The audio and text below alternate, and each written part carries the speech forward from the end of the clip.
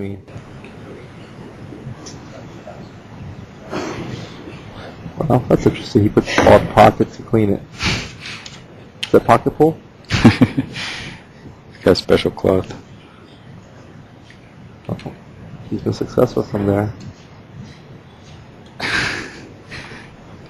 And he's been getting open shots. Let's see if he can turn it all for Alex.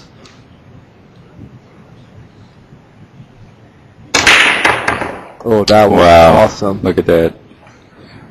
Straight back. And he made the... Oh, wow. That was an awesome break. The other rack, he broke him off, and he got lucky he didn't scratch, right? And this time, he just broke him straight back, stopped the cue ball, and got an open shot in the one, made the ball to break. Just, oh, my God. That was awesome. That's a great break.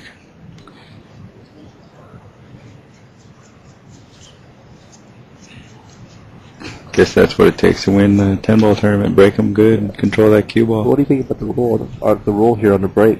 Which one? Where the 10-ball, you don't win the game if it goes in the bottom two? No soft breaking. Oh, I love that rule. Yeah, they're playing interesting rules here at the event.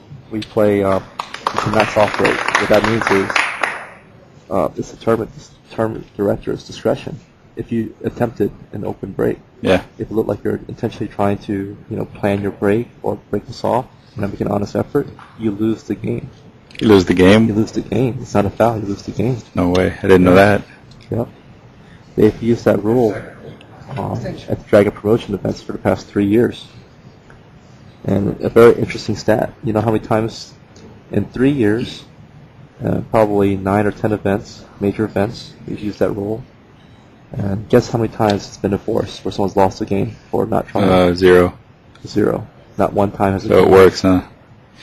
Well, we thought the players told us you're going to have all kinds of problems with that rule because it's a judgment call of the directors. And, you have a handful of players, we won't name who, to say, like, oh yeah, but what if, and, the director's response has been, look, even amateur bar league players can tell if you're trying to break them soft or hard. I mean, we're the best players in the world. I think that we know when someone's trying to or not trying to.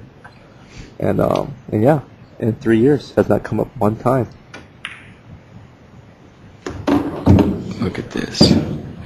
Well, the fans love it when they see those players break those balls like that. 10-ball, I think, lends itself to breaking them hard anyway. Like, you might not have such a good track record if that was a 9-ball. I think you'd have guys trying to control the break a little bit more. 9-ball, you might come up more. Maybe, but that's a pretty strong rule. Yeah, but it'll be pretty good. I talked to most of the players. You know what? I really feel like 99% of the players deep down inside they want to break the balls hard. That's how we raised. We're raised to break them hard and pocket balls. And when we first started learning to play, we're not learning the rack, not learning how to strategize on the break. You hit the one ball full and you control your cue ball and hit it forceful. Yeah, satisfying. And it's fun. Yeah, it's satisfying. You have a break like the one Ralph just did. That's awesome.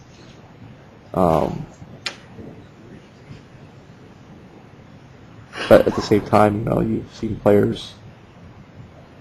What happens is it's a domino effect. When one player starts breaking soft, the other players start doing the same thing because they don't want to be a sucker.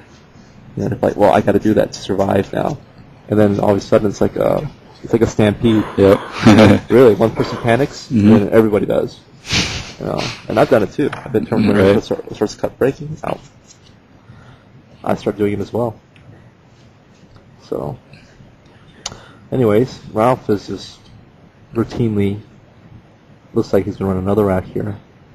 1, 2, 3. I love his fundamentals. Notice how far his arm is away from his body, from his how free his arm is, his stroke. I give a lot of lessons around different places, and I always bring up Ralph in terms of talking to people about their stance and their alignment. And look how he holds the cue. Look how he holds the cue at the back. You can't see it anymore, but he holds it really way at the end. Long, smooth stroke. See where he holds it? Yeah. He holds that where a guy that's like 6 foot tall would hold it. The very end, like Jeremy Jones, right? Yeah. And Ralph is like my height. He's like 5'7", 5'8", and he holds it way far back there. But it works. Yeah. Just to show you, there's, and I hold my grip kind of like what I think is average, the midway of the wrap. Right. Like a foot in. Yeah, for my height and arm size, I think it's right. And when I teach people, that's where I teach them to hold it at. They're my height. The taller, I tell them to come back further, etc. Ralph, it's unusual. He holds it so far back, but it just goes to show you there's so many differences, even amongst the world's elite players. And little things, their stance, their style, their stroke, where they hold the grip, how far the cue stick is from the ball. Mm-hmm. It's just amazing the amount of differences, and yet they're able to play such a world-class level, all of these guys.